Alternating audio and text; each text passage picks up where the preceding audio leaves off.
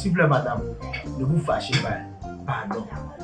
Si ce n'est pas qu'il y avait cette coupure-là, j'allais terminer votre truc depuis hier. Hein? Pardon. Monsieur, vous n'êtes même pas sérieux. Pas du tout. Ça fait presque un mois que je vous ai remis mon pain. Vous n'êtes pas sérieux. Ça, vous avez raison. C'est pas bien.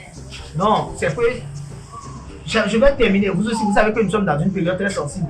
Hein? Prenez un peu de patience. Je vais terminer tout de suite votre truc.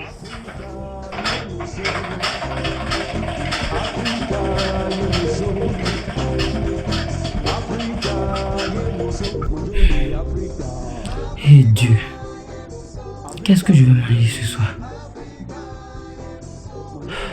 Est-ce que Gokari serait à la maison?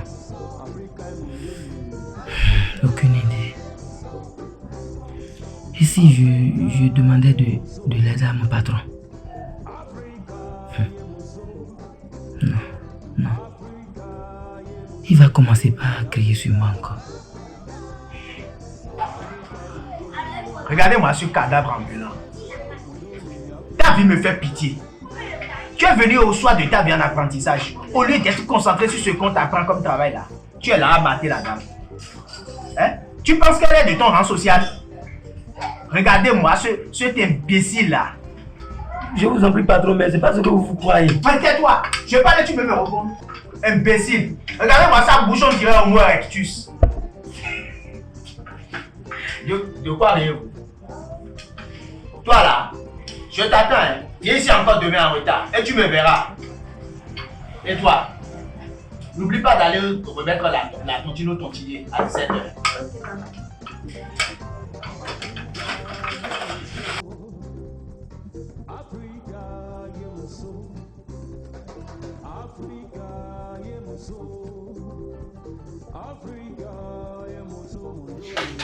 Bonjour, patron. Bonjour.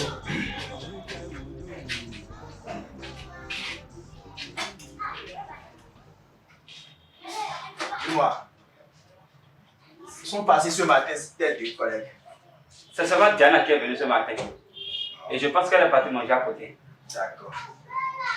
Merci beaucoup, mon fils. Oui, papa. Et j'ai eu ton enveloppe. Et on dit souvent que ce que le cœur a donné est plus valable que le contenu. Merci, papa. Merci beaucoup. Et Dieu va toujours te bénir. Et bénir tes frères et sœurs. Amen, papa. Mais papa, j'ai une question personnelle à vous poser, papa. Je t'écoute, mon fils.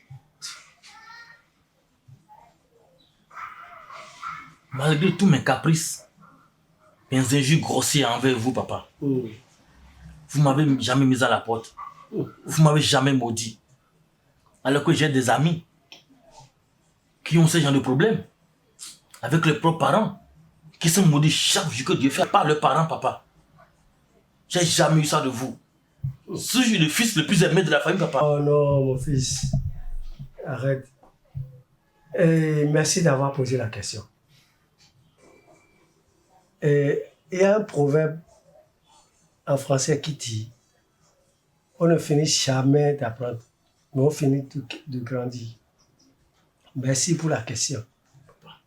Et laisse-moi te dire que moi, mes enfants sont les fruits de mes entrailles.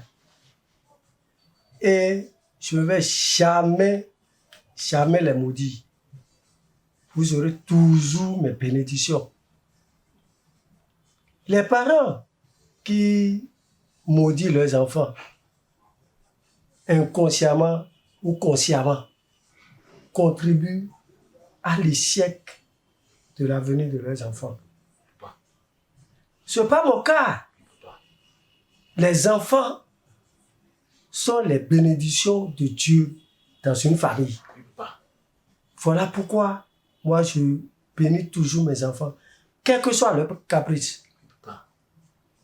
Vous serez toujours la tête. Toi, tes frères et sœurs, vous serez toujours la tête. Amen, papa. Tu seras toujours la tête. Merci. Tu as ma bénédiction. Merci pour l'amour, papa. Merci pour l'amour que tu me portes. Merci pour l'amour que tu portes à mes frères et moi. Nous te promettons de faire notre possible pour te rendre heureux, papa. Je suis déjà heureux, mon frère. Merci, papa. Merci, papa. La voilà. Bonjour, patron. Bonjour, Joanna. Dis-moi, pourquoi ton ami Toby n'est pas là ce matin? Il est là, vous avez toujours souhaité qu'il soit.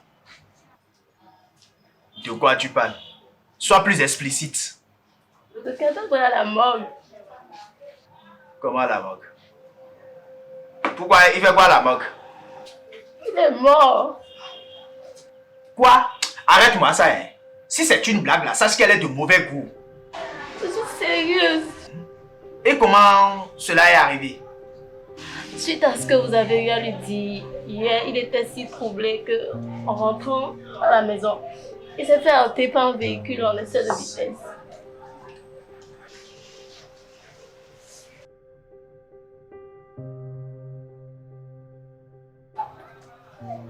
Regardez-moi ce cadavre ambulant.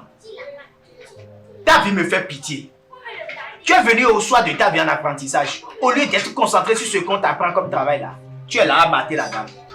Je vous en prie, patron, mais c'est pas ce que vous croyez. Mais tais-toi, je parle et tu peux me répondre. Vous avez tué notre collègue, votre abruti.